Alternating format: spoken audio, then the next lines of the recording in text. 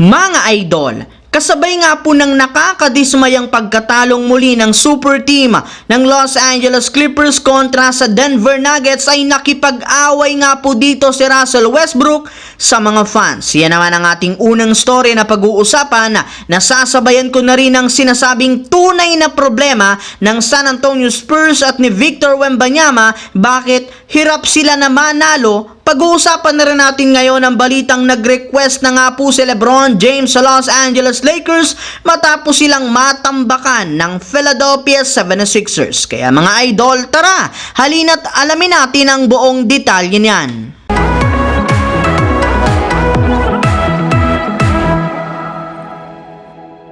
Nagkaroon nga sana mga idol ang Los Angeles Clippers ng napakalaking oportunidad na makakuha ng panalo sa kanilang game ngayong araw kontra sa Denver Nuggets matapos hindi maglaro sina Nikola Jokic, Jamal Murray at si Aaron Gordon. At ang maganda pa nga po dyan, sa loob pa nga ng kanilang home court ginanap. Ika nga'y sobrang liyamado talaga ang kanilang team. Ngunit sa kasamaang palad, nabigo pa rin namang Clippers na makuha ang panalo sa score na 113-104. Yes, mga idol, tinalo lamang sila ng Denver Nuggets na pinangunahan lamang ng mga bench players na sina Reggie Jackson na nagtala ng 35 points, 13 assists at si DeAndre Jordan na kumuha naman ng 21 points at 13 rebounds. Kaya di na nga napigilan pa ng mga fans ng Clippers na magkagulo sa social media at magalit sa kanilang kupunan, lalo na sa kanilang mga players. Maging ang ilang mga Clippers fans sa mismong venue ng kanilang laro, hindi na rin naman naiwasan na mainis. Sa katunayan, meron pa nga pong isang fan ang nakipag-away kay Russell Westbrook sa loob mismo ng venue. Mabuti na lamang at naawat rin naman ito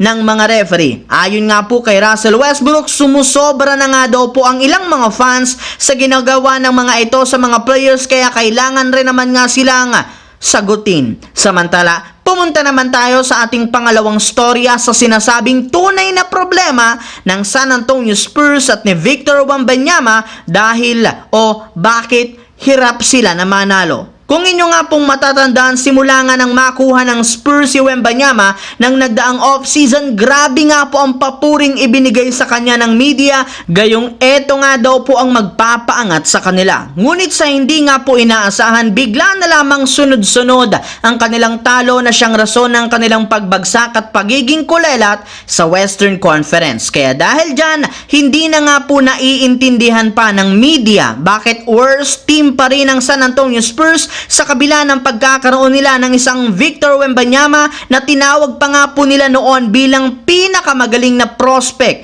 sa NBA history. Kaya may ilang mga fans na naman ang nagsabi na nagsisimula na naman nga daw pong magtanking ang Spurs upang makakuha muli sila ng isa pang lottery pick sa player sa darating na 2024 NBA draft na maaari nilang itandem kay Victor Wembanyama. Pero ayon nga po sa isang analyst, expected na rin naman na wala pa rin namang malaking pagbabago na magaganap sa Spurs since isang rookie lang naman ang kanilang nakuha at kailangan pa nga nito ng ilang taon para mahasa ang kanyang talento. Habang dumako naman tayo sa ating huling storya sa balitang nag-request na nga po si LeBron James sa Los Angeles Lakers matapos silang matambakan ng Philadelphia 76ers. Kahit man nga po nalampasan muli ni LeBron James si Kareem Abdul-Jabbar pagdating sa pagkuha ng pinakamaraming minutes played sa history ng NBA, bigo pa rin sila na makuha ang panalo sa kanilang laban kontra sa 76ers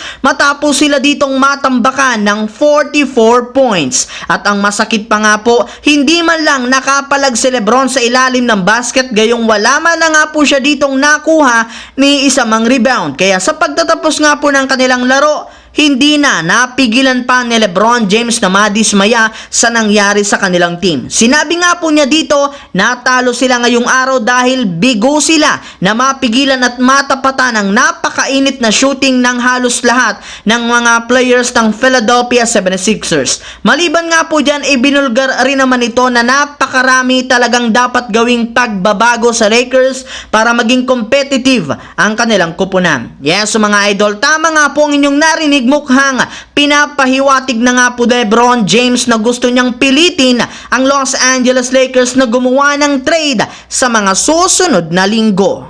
So yun lamang mga idol ang ating bagong balita ngayon na ating pinag-usapan dito sa aking channel. Once again, this is your J-Zone TV. Huwag kalimutang mag-like at syempre mag-subscribe na rin. Pindutin ang notification bell sa aking channel para lagi kayo maging updated sa NBA. I-follow, bisitahin at i-like ang ating Facebook page, J-Zone TV. Maraming salamat mga idol.